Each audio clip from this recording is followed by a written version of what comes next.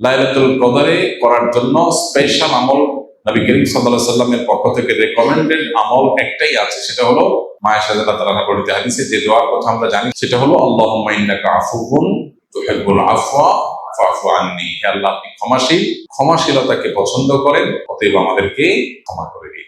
এই দোয়া বেশি বেশি করে করা। এর বাইরে আমরা জিকির, আজকার, তাসবিহ, কোরআন তেলাওয়াত, দোয়া, রোনাজারি এগুলোর মাধ্যমে পুরো রাত অতিবাহিত করার চেষ্টা করবো ইনশাআল্লাহ। রোজা রেখে সবচেয়ে গুরুত্বের সাথে যে বিষয়টা খেয়াল করা দরকার, সেটা হলো সকল প্রকার গুনাহ থেকে বেঁচে থাকা। আমি রোজা আছি, আমি গীবত করবো না, আমি রোজা আছি ঝগড়া করবো না, আমি রোজা আছি গালমন্দ করবো না, আমি রোজা আছি মিথ্যা কথা বলবো না, আমি রোজা আছি হারাম কোনো জিনিস ফেসবুকে, ইউটিউবে, মোবাইলের বাইরে, অফলাইনে, অনলাইনে কোনোভাবে দেখবো না। এই জিনিসটা হলো রোজার মধ্যে সবচেয়ে গুরুত্বের সাথে আমাদের করা দরকার।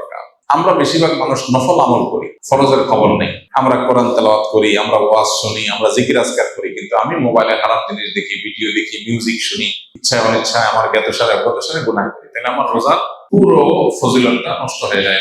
নবী সাল্লাল্লাহু আলাইহি ওয়াসাল্লাম বলেছেন, রব্বা সাইমিন লাইসা লাহু মিন সিয়ামিহি ইল্লাল জু। বহু রোজাদার আছে, রোজা থেকে উপোস থাকা ছাড়া তার কোনো উপকার হয় না।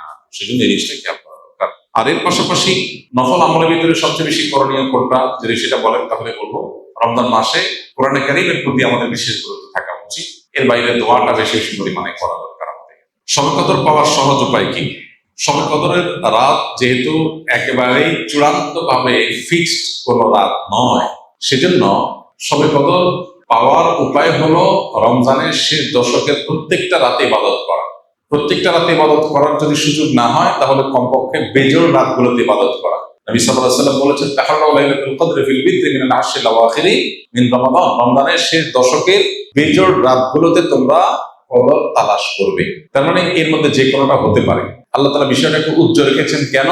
হাফেজ ইবনে হাজার আসকারী রাহমাতুল্লাহ আলাইহি বিশ্ববিখ্যাত হাদিস ব্যাখ্যাতা, হাদিস বেত্তা, তিনি সহিহ বুখারীর বিখ্যাত ব্যাখ্যা গ্রন্থ ফাথুল বারীতে লিখেছেন যে আল্লাহ রাব্বুল আলামিন লাইলাতুল কদর নির্দিষ্ট একটা রাতকে ফিক্সড করে না দিয়ে, এই যে শেষ দশক আবার বেজোড় রাতগুলোর মধ্যে সম্ভাবনা বেশি, এটা করেছেন যাতে করে আমরা বেশ কয়েকটা রাত ধরে ইবাদত করতে পারি। এখন মনে হতে পারে এটা তো আমাদের কষ্ট হচ্ছে, আমাদের জন্য বোঝা হলো, ফিক্সড হলো তো আমাদের জন্য সহজ হয়ে যেত। মরার পর যখন আমলনামা হাতে পাবো, তখন মনে হবে ইস, এই লাইলাতুল কদর আল্লাহ শেষ 10 রাতের মধ্যে রেখেছেন। পুরো রমজান রাখতেন তাহলে 30 রাত ধরে ইবাদত করতে পারতাম, কারণ তখন লাভটা চোখে আসবে এবং দেখা পড়বে। এই জন্য লাইলাতুল কদরের জন্য শেষ রাতে বেশি বেশি ইবাদত করতে হবে। এটা হলো লাইলাতুল কদর পাওয়ার সহজ উপায়। আরেকটা সহজ উপায় আছে, সেটা হলো ইতিকাফ, যেটা এতক্ষণ বললাম। আপনি মসজিদে যদি ইতিকাফ করেন, তাহলে লাইলাতুল কদর পাওয়াটা এমনিতেই সহজ হয়ে যাবে। এমনকি ইতিকাফকারী ব্যক্তি, যদিও শেষ দশকে নবী সাল্লাল্লাহু আলাইহি ওয়াসাল্লাম রাত জেগে থাকতেন, যদি কোনো কারণে তিনি ঘুমাতে হয়েছে, ঘুমিয়েছিলেন, তারপরে ইতিকাফকারী ব্যক্তি ঘুমাইলেও সেটা ইবাদতের মধ্যে। বাসার ঘুম আর মসজিদে ইতিকাফকারী ঘুমের মধ্যে পার্থক্য আছে। মসজিদে অবস্থানটাই ইটসেলফ একটা ইবাদত। অতএব আপনি যদি চান যে আমার লাইলাতুল কদর মিস না হোক, তাহলে তার জন্য সবচেয়ে মোক্ষম সুযোগ এবং সবচেয়ে সহজ উপায় হলো ইতিকাফ করা। ইতিকাফ অত্যন্ত প্রেমময় একটি ইবাদত, যেটা খুব ভেতর থেকে ফিল করা যায়। আল্লাহর সাথে একান্তে কথা বলা যায়, অনুভব হবে যে আমি আল্লাহর ঘরে আছি, আল্লাহর ঘরে হাজির হয়ে গেছি। সবাই বের হয়ে যাচ্ছে, আমি বের হচ্ছি না, কারণ আমি আল্লাহর ঘরে বন্দী, নিজেকে বন্দী করে ফেলেছি। অন্যরকম এক ফিল আসবে ইনশাআল্লাহ। শবে কদরের অন্যতম আমল হলো রাতে দাঁড়িয়ে ইবাদত করা, নামাজ পড়া। এই জন্য আমরা লাইলাতুল কদরে ইনশাআল্লাহ তৌফিক অনুযায়ী 2 রাকাত করে করে লম্বা লম্বা কেরাত, লম্বা লম্বা রুকু, লম্বা লম্বা সিজদা দিয়ে খুব মনোযোগের সাথে দীর্ঘ সময় নিয়ে আমরা নামাজ আদায় করার চেষ্টা করব। এটাই হলো লাইলাতুল কদরের নামাজ। এর কোনো রাকাত সংখ্যা নাই যে এত রাকাত পড়তে হবে, যার যতটুকু তৌফিক হয়, 2 রাকাত, 4 রাকাত, 6 রাকাত, 8 রাকাত তারাবির পরে রাতভর আমরা সেই নামাজগুলো পড়তে থাকবো ইনশাআল্লাহ। নামাজের পাশাপাশি লাইলাতুল কদরে করার জন্য স্পেশাল আমল নবী করিম সাল্লাল্লাহু আলাইহি সাল্লামের পক্ষ থেকে রেকমেন্ডেড আমল একটাই আছে, সেটা হলো মায়ের সাথে তাআলা বর্ণিত হাদিসে যে দোয়ার কথা আমরা জানি, সেটা হলো আল্লাহুম্মা ইন্নাকা আফুউন তুহিব্বুল আফওয়া ফাফু আন্নি। হে আল্লাহ, আপনি ক্ষমাশীল, ক্ষমাশীলতাকে পছন্দ করেন, অতএব আমাদেরকে ক্ষমা করে দিন। এই দোয়া বেশি বেশি করে করা। এর বাইরে আমরা জিকির, আজকার, তাসবিহ, কোরআন তেলাওয়াত, দোয়া, রোনাজারি এগুলোর মাধ্যমে পুরো রাত অতিবাহিত করার চেষ্টা করবো ইনশাআল্লাহ। নামাজের ক্ষেত্রে বিশেষ কোনো নামাজ নাই যে লাইলাতুল কদরের এরকম এত রাকাত নামাজ, প্রথম রাকাতে অমুক সূরা এতবার, তমুক সূরা এতবার, এরকম কোনো বিশেষ নিয়ম নাই। বরং অন্য যে কোনো নামাজের মতো যে কোনো সূরা দিয়ে আমরা নামাজগুলো পড়তে পারি। নামাজের ক্ষেত্রে বিশেষ কোনো নামাজ নাই যে লাইলাতুল কদরের এরকম এত রাকাত নামাজ, প্রথম রাকাতে অমুক সূরা এতবার, তমুক সূরা এতবার, এরকম কোনো বিশেষ নিয়ম নাই। বরং অন্য যে কোনো নামাজের মতো যে কোনো সূরা দিয়ে আমরা নামাজগুলো পড়তে পারি। এর বাইরে আমরা জিকির, আজকার, তাসবিহ, কোরআন তেলাওয়াত, দোয়া, রোনাজারি এগুলোর মাধ্যমে পুরো রাত অতিবাহিত করার চেষ্টা করবো ইনশাআল্লাহ। ভালো মা বাবা হওয়ার জন্য কোন বিষয়গুলো বেশি গুরুত্ব দেওয়া প্রয়োজন সংক্ষেপে যদি বলতেন। আদর্শ মা বাবা, যে মা বাবা আল্লাহর কাছে রিওয়ার্ড পাবেন তাদের এই প্যারেন্টিং এর জন্য, সেই মা বাবা হওয়ার জন্য সবচেয়ে গুরুত্বপূর্ণ বিষয় হলো কোরআন এবং হাদিস একজন মা বাবার যে করণীয় গুলো, হুকুকুল আওলাদ বা সন্তানদের যে হকগুলো বলেছে সেগুলো ভালো করে বোঝা এবং সেগুলো আমল করা। আমাদের দেশে মা বাবার অধিকার নিয়ে অনেক ওয়াজ হয়, আলোচনা হয়, সন্তানের অধিকার নিয়ে খুব বেশি ওয়াজ আলোচনা হয় না। কেন হয় না? এর একটা কারণ হলো যে মানুষ প্রকৃতিগতভাবে সন্তানের প্রতি দয়া মায়া করে।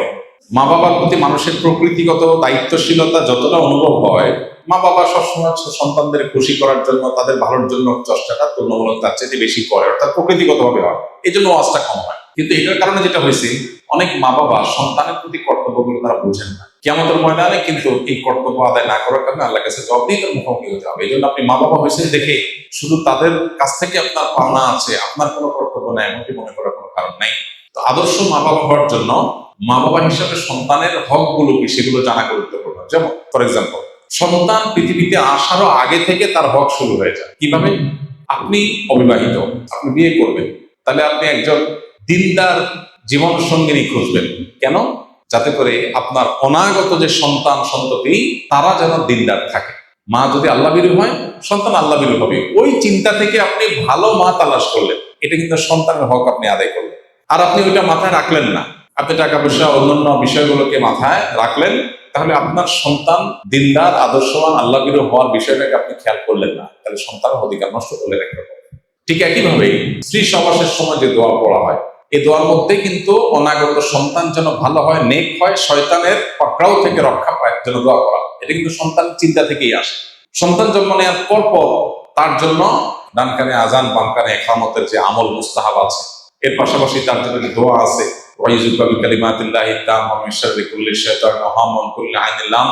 শয়তান থেকে পানা চাওয়া দোয়া। সন্তানের অধিকার, তাকে ভালো রাখার চেষ্টা, সন্তানের একটা সুন্দর অর্থবহ নাম নির্বাচন করা, এটাও তাকে ভালো মানুষ হওয়ার প্রত্যাশা থেকে রাখা। সেই সাথে সন্তানকে শুরুতে দিন দেওয়া, আল্লাহর সাথে পরিচয় করানো, আখিরাতমুখী করা, তার মধ্যে ঈমান বিল্ড করা, তৈরি করা। এর পাশাপাশি তার ভরণ পোষণ, আদার সব বিষয় দেখা। আমরা সন্তানের অধিকার বলতে বুঝি তাদের শার্ট প্যান্ট দেওয়া, তাদের ভরণ পোষণ দেওয়া, এটা তাদের অধিকার বটেই। এটার বাইরে আরো অনেক কর্তব্য আছে। এর মধ্যে একটা গুরুত্বপূর্ণ বিষয় হলো সন্তানদের মধ্যে ইনসাফ করা, বৈষম্য না করা। যখন কিছু দিবেন সবাইকে সমান হারে দিবেন। তো সন্তানের প্রতি এই সমস্ত কর্তব্যগুলো যদি আপনি জানেন এবং কর্তব্য সচেতন হন, ইনশাআল্লাহ আপনি আল্লাহর খাতায়, আল্লাহ রাসূলের দৃষ্টিতে আপনি আদর্শ বাবা এবং মা হতে পারবেন। আল্লাহ আমাদেরকে তৌফিক দান করুন।